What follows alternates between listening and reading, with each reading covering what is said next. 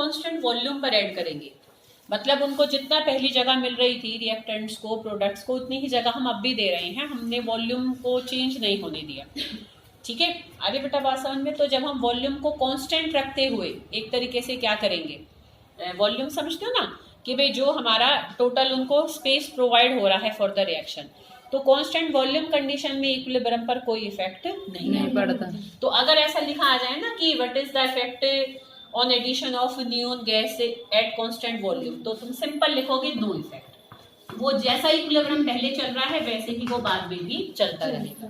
But अगर हम constant pressure पर ऐड करेंगे, ठीक है, अगर हम प्रेशर उनके बीच में क्या रखें, कांस्टेंट रखें, तो फिर हमें क्या करना पड़ेगा, वॉल्यूम बढ़ानी पड़ेगी।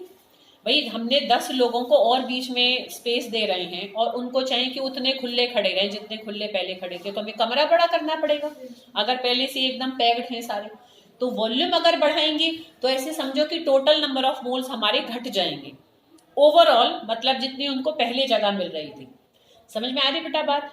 क्योंकि हमारा एक तरीके से तुम देखो वॉल्यूम और प्रेशर आपस में इनवर्सली प्रोपोर्शनल ही होते हैं ना, बोल्स लॉ में हमने देखा था। तो एक तरीके से क्या इफेक्ट आता है जब हम कांस्टेंट प्रेशर पर इनर्ट गैस को ऐड करते हैं ना, तो number of moles overall relatively घट जाते हैं। मतलब जितनी पहले वॉल्यूम में थे, इसको ऐसे समझो कि भाई नंबर ऑफ मोल्स 4 बटे में पहले अगर मान लो 10 ml वॉल्यूम थी, ठीक है, अब नंबर ऑफ मोल्स तो उतने ही है पर हमारी नीचे वॉल्यूम बढ़ चुकी है, तो हमारी रेशो तो कंपैरेटिवली कम हो जाएगी ना। अरे बेटा बात समझ में? तो नंबर ऑफ मोल्स अगर घट जाएंगे तो रिएक्शन वहां शिफ्ट होगा जहां नंबर ऑफ मोल्स बढ़ रही है। मतलब मोटा मोटा तुम इसको ऐसे समझो कि अगर हम कांस्टेंट प्रेशर पे इनर्ट गैस को ऐड करते हैं तो रिएक्शन हमेशा वहां शिफ्ट होता है जहां नंबर ऑफ मोल्स बढ़ रही होती है। समझ में आ रही बेटा बात कि कांस्टेंट प्रेशर कंडीशंस में इनर्ट गैस के ऐड करने से इक्विलिब्रियम कहां शिफ्ट होगा, towards higher number of moles. कहां शिफ्ट होगा बेटा, towards higher number of moles. Clear बेटा?